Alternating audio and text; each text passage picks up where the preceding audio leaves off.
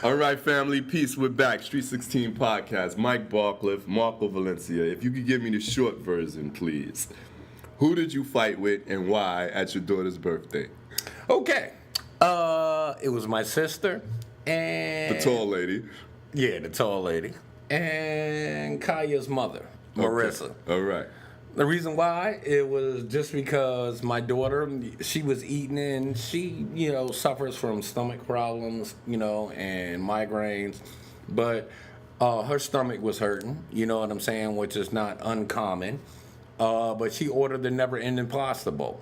So when they actually brought the entree out, she was like, Daddy, I really can't eat. So I was like, well, look, just take a bite of the food while the server is here and then order another plate. Right. It's all you can eat. So yeah, it's all you can eat. Get some more food. So then my sister is sitting next to me.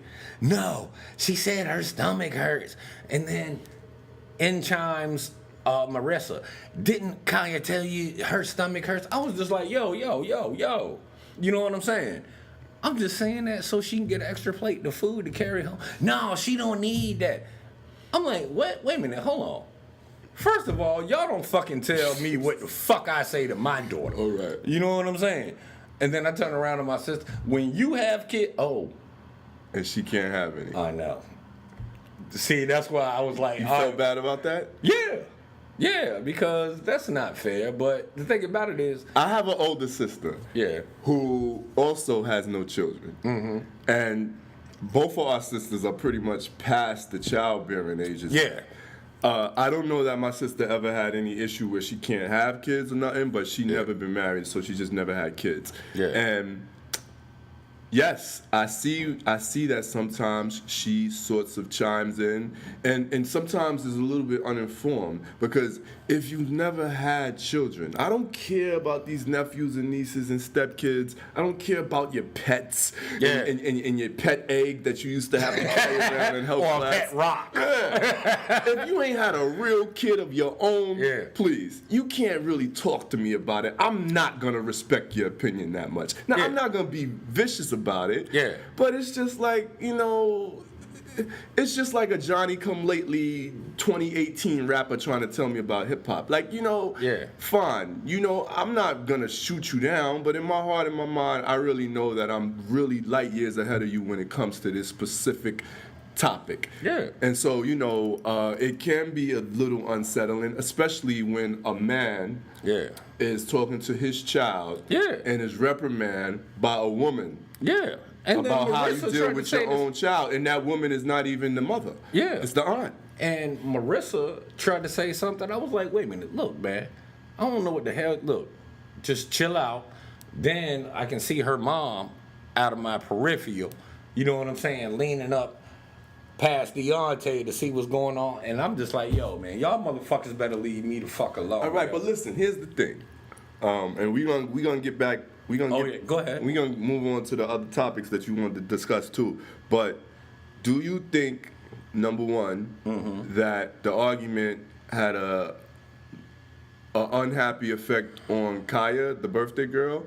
And number two, do you think that by taking a pass on things and sort of not arguing, even if you feel like you're in the right, is a good move to make sometimes, just in the name of keeping peace with the family? Okay. I guess to your first question, Kaya, she already knows who, she knows me. She know I ain't gonna hold my tongue for anybody. She knows I'm definitely not trying to ruin her birthday. She knows that I wouldn't do anything. First of all, she knows, like I was telling you earlier, as long as you leave me alone, I'm going to leave you alone. You feel it? I mean, Kaya knows this. Mm-hmm. You leave me alone. She's seen arguments go around the house, you know what I'm saying, between family members or whatever. And you know me, I'll just walk by, go in the refrigerator, grab me a beer, go right back upstairs. Even though it's an argument, it ain't got nothing to do with me. But then as soon as they say something to me, then I'm like, yo. You know what I'm saying? Why you bringing me into this shit? You know what I'm saying? What about the second question? Oh, man, shit. Do you think it's good to pass? Look, and I've told you this before, right? I'm trying to learn how to keep my mouth shut. Okay. Right? Because there was shit going on at the job the other day. And you know what? I just kept my mouth shut. Well, good and for I'm you. trying to learn that. But does it feel good when you do it? It does, because Okay. you know what? I feel better about keeping my mouth shut than getting myself riled up. You also know you have a platform. So Yeah. if you feel like something happened Yeah. that you disagree with, but you don't want to express it to the person right then and there because you know it's going to be an argument. It's not going to be. It's different if you could express it in a constructive way. Yeah. But if you know it's going to be an argument, then Yeah. you could always just write a blog. You could always put something in the podcast. You could write stuff in your book, write stuff in your music. Sometimes you can vent other ways. Yeah, but the point is, look, come on, man. You done know me a long time. I want to confront the motherfucker. Last thing about this. I want to confront the motherfucker because you know what? I want to kick their ass. All right. But this is all right. Hold on, you know me. I'll punch you in the motherfucking face. Right, but not see. This is why that's not appropriate. Okay. You're dealing with 3 women. You're dealing with Kaya's mom, Kaya's grandmom, and your sister. And when a man raises his voice to a woman in anger in front of his daughter, you got any opinion about how that can affect her? Okay, let me say this. All right, I understand what you're saying. I understand what you're trying to get at. But the point is, I have never raised my voice. You know, I curse 24/7. I've never cursed at my daughter. I've never raised my voice to my daughter. I hit her one time, and I just tapped her on the hand like that, and she started crying. I was like, oh, that's it. No more of that. Because, see, the way I was raised, my father didn't do that to my sister. I've never heard my father raise his voice. I've never heard my father curse at my sister. I mean, he cursed me and Alan out all the damn time and whipped our ass.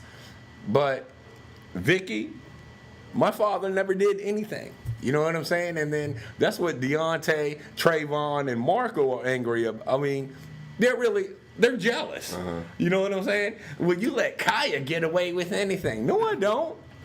You know what I'm saying? I get the same thing with Asia, but now your dad, like that's not raising your voice at your daughter. But the question is, what if you raise your voice at other women, like her mom, like her grandmom, and like your sister? How does that affect them? Because your dad never raised your voice at Vicky, who wasn't his biological daughter. True. But did he raise his voice at Dot? Yeah. Yeah. So this is the thing that I'm talking about. Like, how does that play out? Well, the thing about it is, my daughter is. Dot is Marco's mom. Yeah. For those of you who don't know. But Kaya is a very strong-willed person. She has a kind heart, but the thing about it is, she got that little bit in me where, look, all right, I ain't playing no more. You know what I'm saying? So she understands when I am speaking to other people. Look, she understands that when I like go off on people, you know what I'm saying? I just can't take anymore. And I'm trying to get out of this situation. But Kaya knows, and she's heard me in many arguments. You know what I'm saying? And then she'll hear me fuss somebody out, you know what I'm saying? And then turn around to her and talk to her like, hey, baby girl, you know what I'm saying? You know what I'm saying? It's After you it's have where all I these- project it. But the point is, she won't, this is where I'm trying to get to. She won't let, like when she gets older and starts dating, she won't let another man speak to her in any kind of way. Because if my father doesn't talk to me like this, you not going to talk to me like this. And that's the logic that you have in your brain. But Yeah, another logic is, well, my father talked to the women he slept with like this. So she's dealing with a man that she would be sleeping with, not her daddy. Yeah. So it's a different, no? No, the point is, because all she going to do is say, You want me to call my daddy? What if you're not even around, man? I mean, How am I not gonna be around? you just had 2 surgeries. Man, nigga, I'm gonna be here for my daughter. I mean, I hear that, but I mean, the whole thing is this hubris of being so sure that our daughter will not end up in these situations because either she's gonna call my daddy or either she has the logic that my daddy never raised my voice. I mean, you just gonna rest on that and say that that's enough? Well, also I taught her how to fight. She knows the Shaolin Buddha fist. And I mean, and that's a good thing, but I also don't think that that's the answer I'm looking for, because if she's in a position where she has to fight a man, then she already made some mistakes. Yeah, you're right. If you even got to that point, then you made some mistakes before you got there. Yeah. And so, you know, I mean, it's just something that I was thinking about. I mean, you're right though. I mean, because I try not to raise my voice at anyone, but if nigga, you just raised your voice at me. to raise my voice at a woman, like I feel like it's pretty foreign, and I've done it all my life when I was younger. Very, very far and few between now. But after it happens, how do you feel? Do you feel good or bad? I mean, for real, with me, it depends on the situation. But if I'm talking to my family, of course I feel bad. You know what I'm saying? Because I try not to say things to see, and that's the difference between me and other people. I'm not going to say any names, but other people in my family. They'll say shit to you that they're trying to hurt you. Right. You see what I'm saying? Right. I'm just telling facts. You feel me? But they'll say shit to try and hurt you. They'll talk about your shortcomings that you've had. I'm 44 now. They're talking about some shit I did when I was 20. Right. You see what I'm saying? To try and hurt me. But you think that women don't fight fair in arguments? I mean, well, the thing about it is you can't win a fight with a woman because we have a tendency to make sense. Their fucking argument they don't make any fucking sense, man. How can I argue with? It's a woman right outside the store. Oh, I don't care. But how do you argue with somebody who's not going to make sense? 2 + 2 = 4. No, it don't. No. Now, what if I had 2 fingers like this and I was looking in the mirror? Oh, that's 8. Now, hold on. Now, I know 99% of the women out there is gonna find what you. I don't care. Find what you said sexist and maybe offensive, but I don't care. I know, but here's the thing that I want to delve into you with this. Supposing what you're saying is true. It is true. And if you know this already, then you being the man, you being the source of logic on the planet. There you go. What is the correct chess move? If you already know everything you just said to me. Oh, I'm gonna retreat.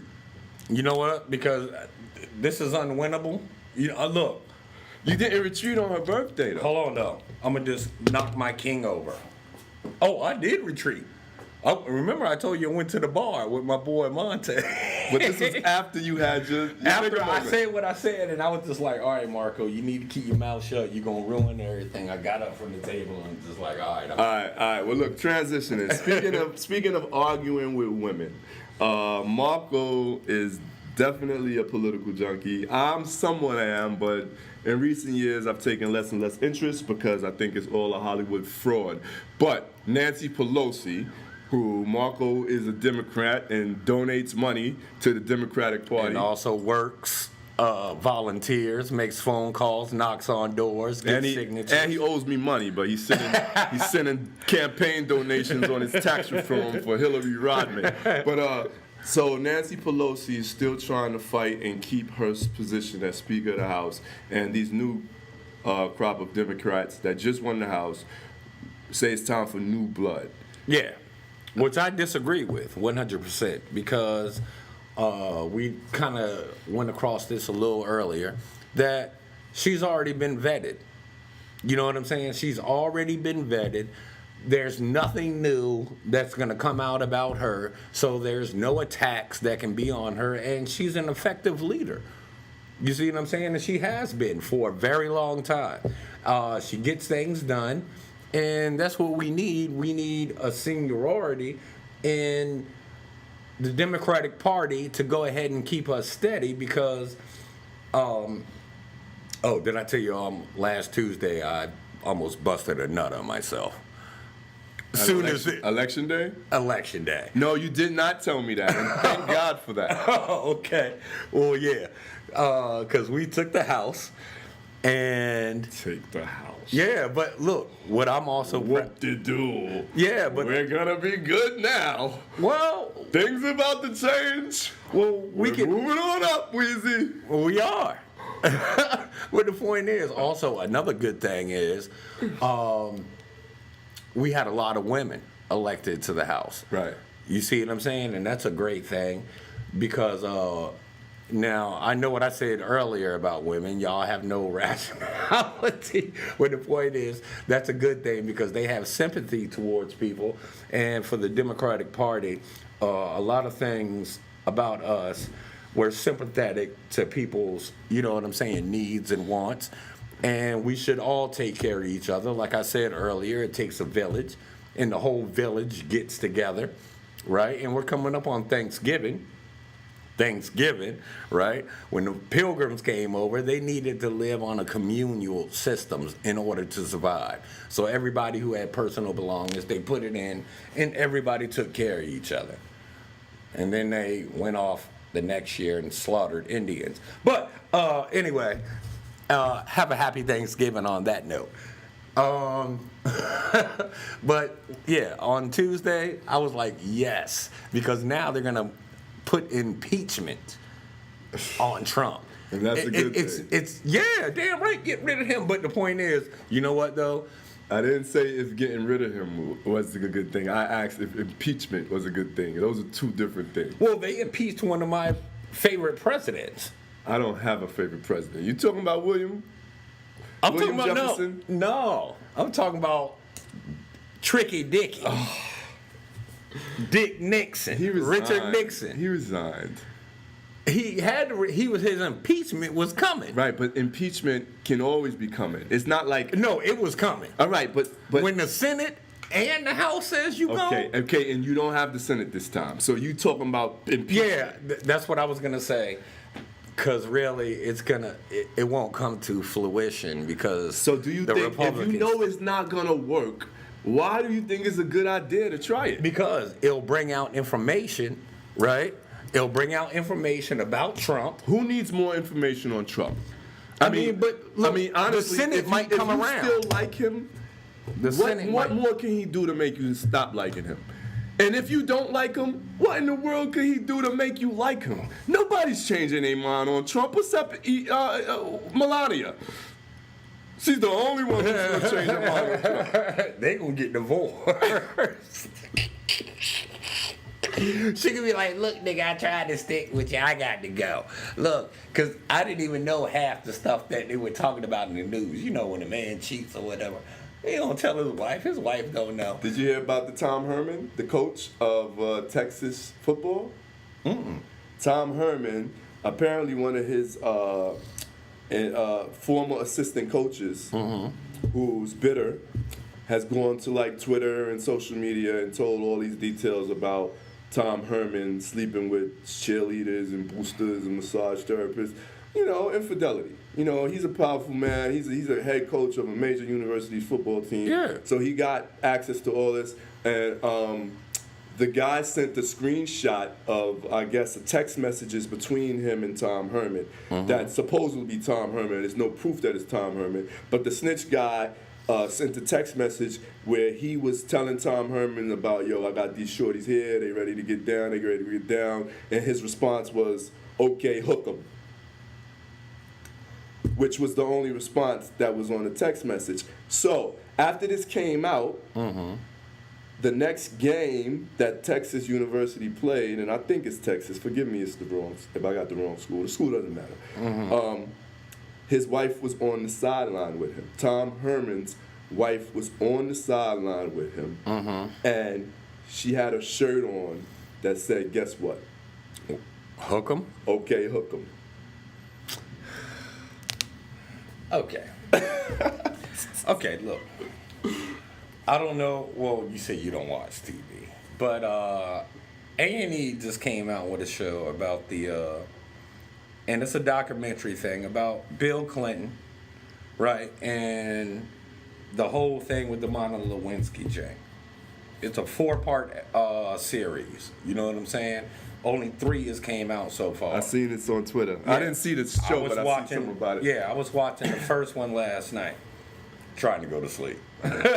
But the thing about it is, who cares? I'm not worried about who they're sleeping with, what they're doing, how many bitches, if they're cheating on their wife. All I care about, are you doing what's right for the people? And if you look at Clinton's, career as far as being president and governor, you know what I'm saying?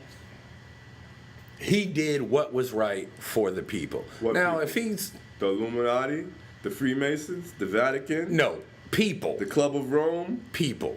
The Committee of 300? The Bilderbergs? Well, he's part The of Rothschild. he's part of the Bilderberg. Yo, listen, Clinton, this prison reform that President Trump is gonna do with Van Jones and Nancy Pelosi, which will probably be the only thing he's done that, most regular black people would even find remotely worthy. Yeah. He's just overturning what your boy Jefferson did. Yeah, what Clinton did. I understand that. And you were incarcerated during the reign of that policy. Yeah. And I have convictions of, drug possessions where if the prison reform goes and you legalize, marijuana, my conviction happens to be a marijuana conviction, and that should be revoked from my record if it's now legalized. So, I'm down with prison reform, I'm not down with Bill Clinton. I'm just not. His charm and his personality is fine. Yeah. If I wanted a golf buddy, but nah, man, you can't do something that bad and expect me to show you any love. I'm sorry. Yeah, but you gotta. You understand. It was the crack epidemic during that time. You see what I'm saying? And that's the solution. What? Lock them up? Yeah. Well, I'm a liberal, but as far as crime goes, and I've been a criminal. I have no problem saying that. But I'm reformed now, but shit. Yeah, nigga, if you break the law, kill your ass in jail, No. nigga. Hold on. I'm not talking about the law. I'm talking about this particular situation. 3 strikes. And you're out. Minimum. Virginia. We have that in Virginia. And look, hold on, during this same period. For the victimless crime of giving someone a substance that they asked you for. It's illegal. Stop selling drugs.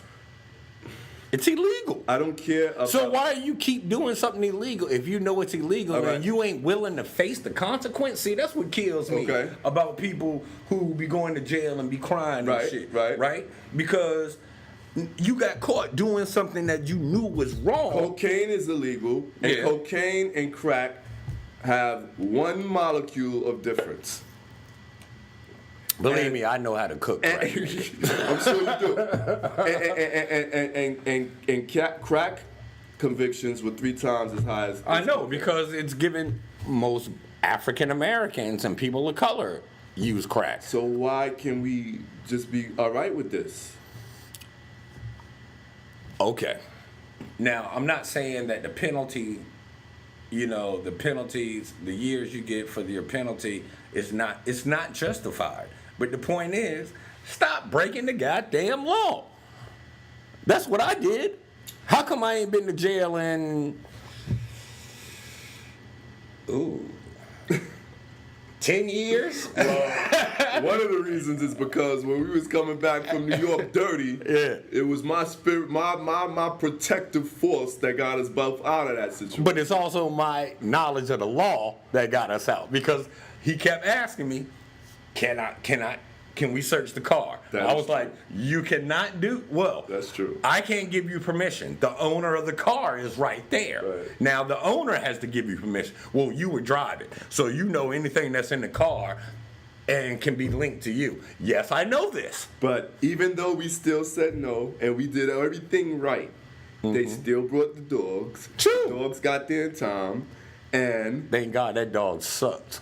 you think the dog sucked? Yeah, because he didn't alert on anything. No. It wasn't the dog, Marco.